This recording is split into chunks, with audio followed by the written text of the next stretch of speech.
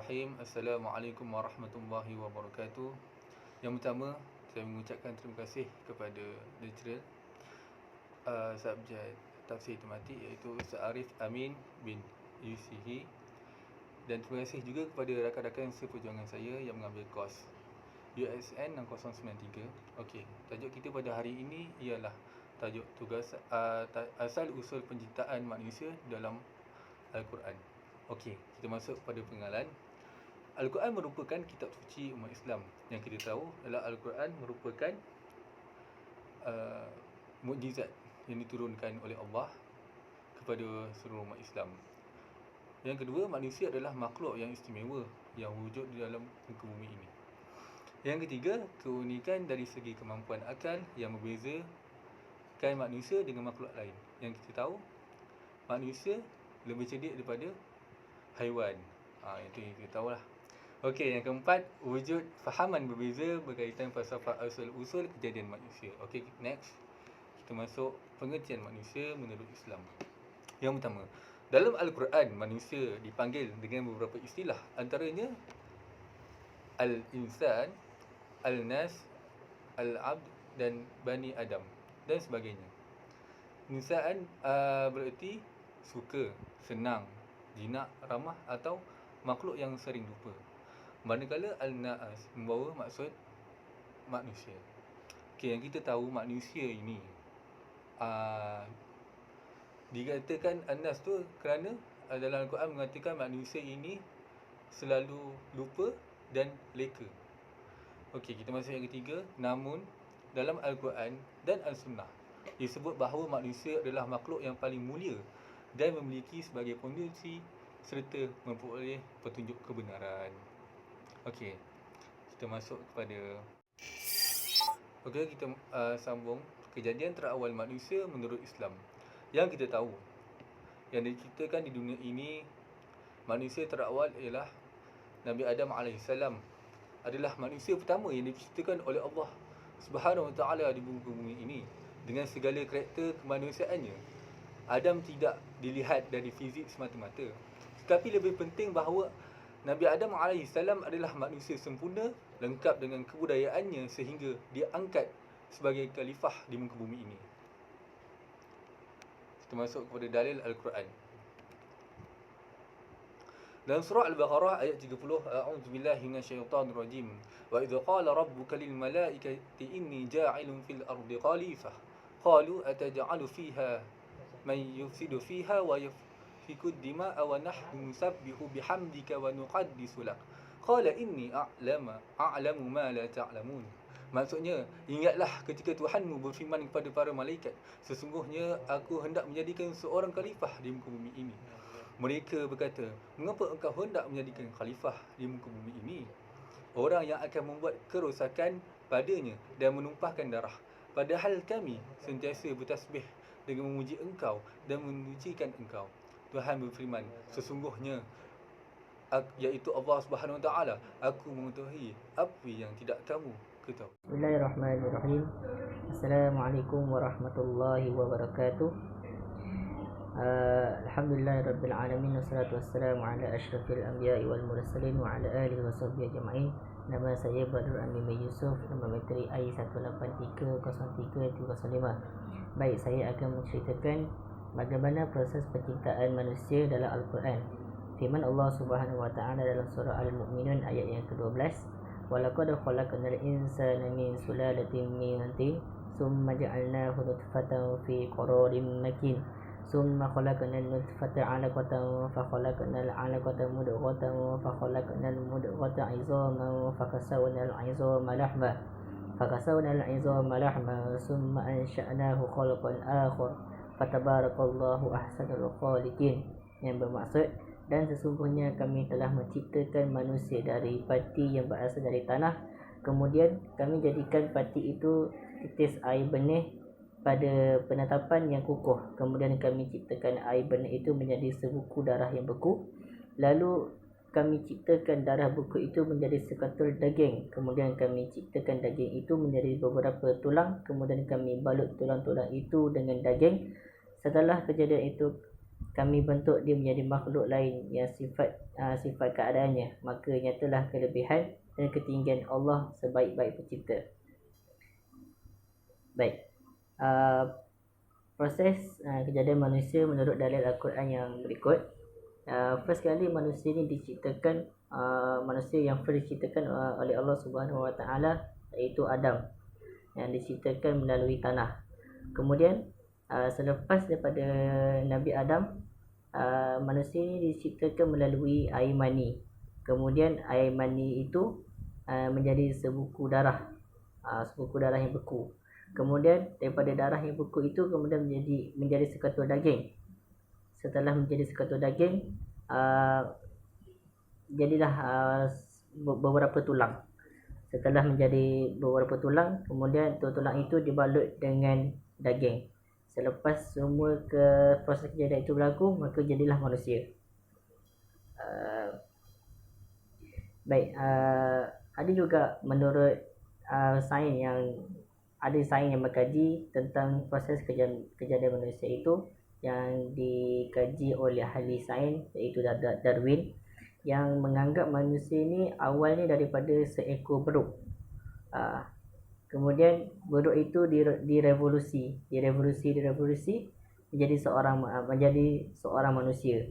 Maka teori Darwin ini mengatakan bahawa manusia ni awalnya daripada seekor beruk.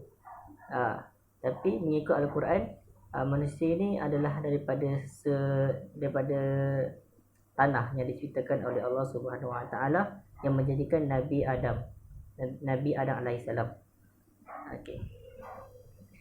Kepentingan memahami asal kejadian manusia.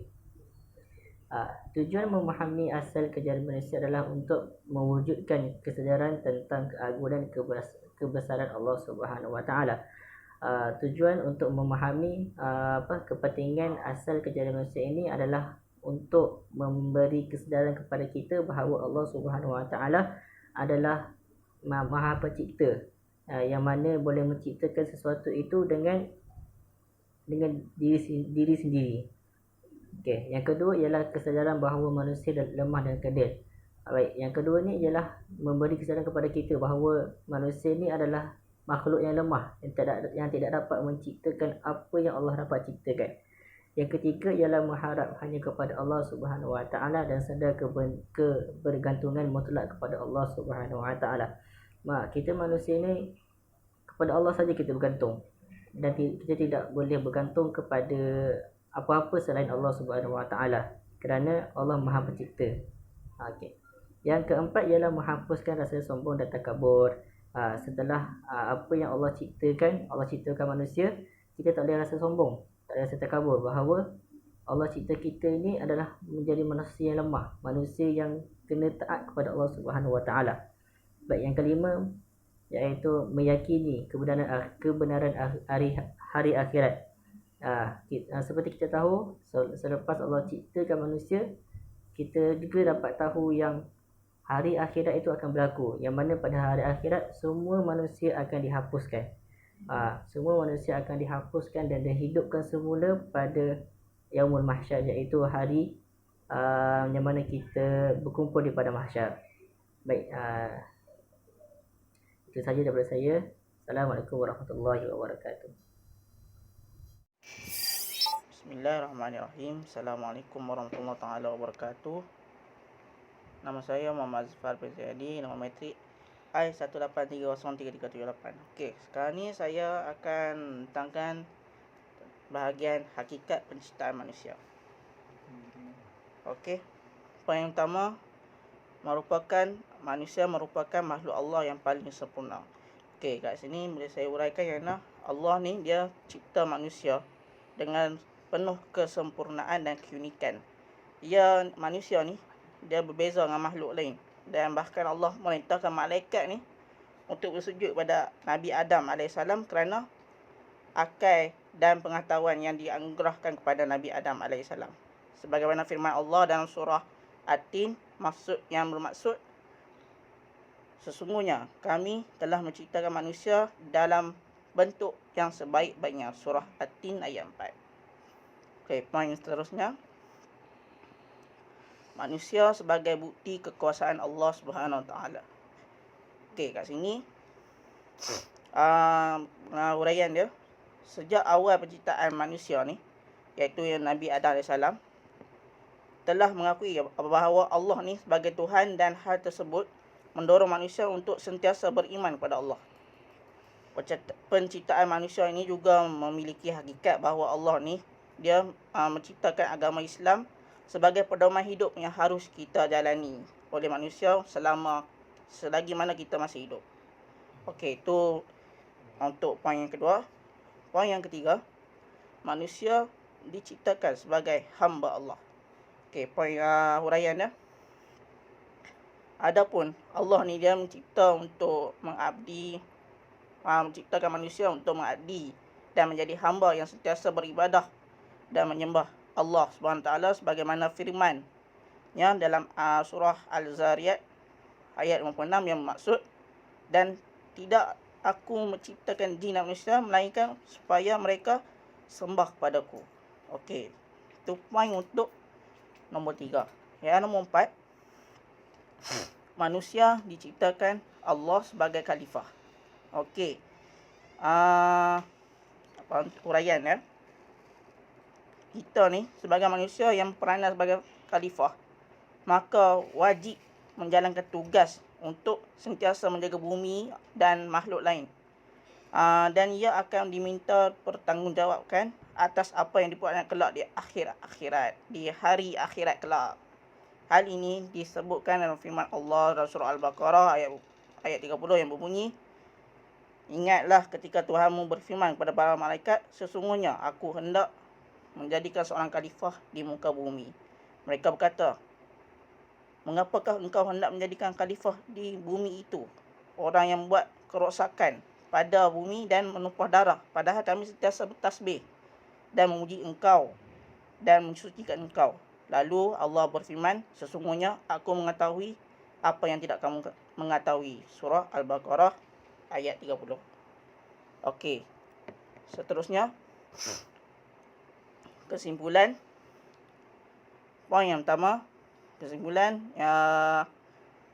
manusia ni dia dianggap mulia dan sebaik-baik kejadian di muka bumi ni. Okey, dia uraian dia, kita boleh tengoklah, kita ni sebagai manusia memang dianggap mulia dan sebaik-baik ciptaan di muka bumi ni. Itu poin yang pertama. Poin yang kedua, kita ni sebagai manusia telah menjadi khalifah di muka bumi ini dan dengan menjalankan tanggungjawab dan tugas kita masing-masing. Okey, itu untuk poin nombor 2. Poin nombor 3, kita sebagai manusia ni haruslah mengikut amanah. Amanah yang telah diberikan dengan penuh rasa tanggungjawab supaya kita tidak dipandang hina oleh masyarakat. Okey, kita ni bila dah memikul satu amanah ni, kita ni haruslah buat sehabis baik yang mungkin. Sebab apa? Ini dah tanggungjawab kita, dan kita ni sebagai manusia dia akan ada rasa satu sifat, itu sifat tanggungjawab yang mana kita perlu laksanakan supaya nanti ke akhirat nanti tak ada kita ringan sikitlah beban kita ni kan. Apabila mana kita nanti disoal apakah tanggungjawab kamu di dunia, so kita jawab sekian-sekian, saya telah menjalankan benda sekian-sekian dengan penuh amanah. Okey, seterusnya, poin last sekali, pengisian rohani dan pemantapan akidah adalah sangat penting bagi melancarkan tugasan yang telah diberikan oleh Allah SWT. Okey, dengan adanya rasa tanggungjawab ni, macam mana nak rasa ada tanggungjawab ni? Itu kita first kali kita kena ada pengisian rohani kita. Lepas tu second, kita kena ada pemantapan akidah. Ini sangat penting. Sebab apa? Dengan ada dua benda ni, baru kita boleh jalankan tugas kita dengan elok yang telah diberikan oleh Allah SWT. Okey, itu sahaja daripada kami. Sekian, wabillahi taufiq wal hidayah. Wassalamualaikum warahmatullahi wabarakatuh.